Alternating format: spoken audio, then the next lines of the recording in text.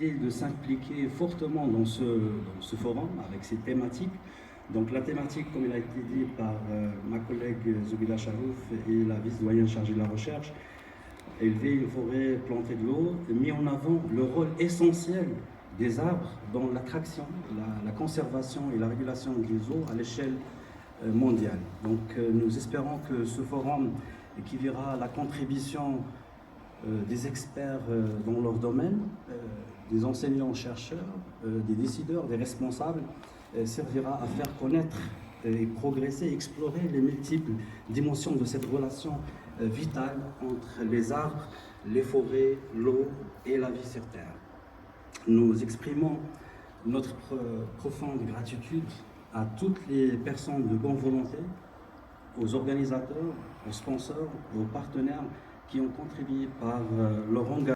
Le croyant, honorer l'arbre dans la dimension islamique, coranique, et voir dans la dimension soufie, s'il vous plaît. Imaginez que vous êtes Dieu. Vous voulez créer la vie dans l'univers. Vous installez, vous créez des galaxies, vous créez des étoiles, des pouponnières d'étoiles, vous créez des planètes solides, des planètes gazeuses. Sur les planètes solides, vous installez de l'eau. Et vous avez décidé de créer la vie sur ces planètes. Et vous voulez installer l'harmonie sur ces planètes. Vous voulez installer un langage commun entre tous les êtres vivants. Donc il vous faut un ambassadeur, celui de vous rencontrer, pour que régulièrement, elle vous rende compte de l'évolution de la planète et de ses habitants. Vous venez de créer l'arbre. Alors les arbres possèdent 12 vertus. J'essaie de retrouver mon...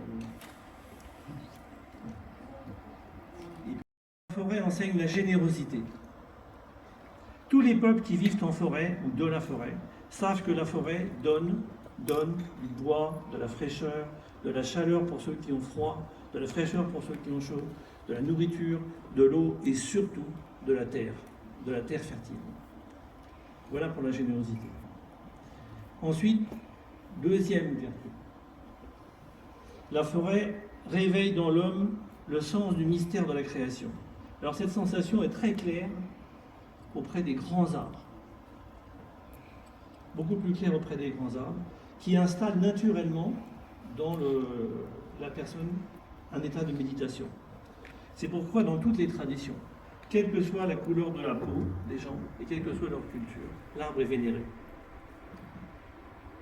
Ensuite, troisième qualité, par la qualité de son air, beaucoup de la dimension horizontale de la forêt, c'est-à-dire la croissance, mais très peu de la dimension verticale de la forêt.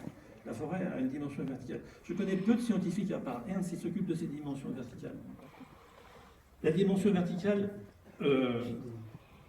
nous montre en fait comment devraient être nos entreprises. Vous voyez, une croissance horizontale, et le côté vertical s'appelle la prospérité. La prospérité crée du bonheur, la croissance crée de la richesse. Ensuite, huitième. D'un des discours de Sa Majesté, le roi, que Dieu l'assiste, et vous savez tous que la question de la volonté politique est essentielle pour ce genre de sujet et pour ces thématiques qui ont un caractère social, mais également économique aujourd'hui et politique.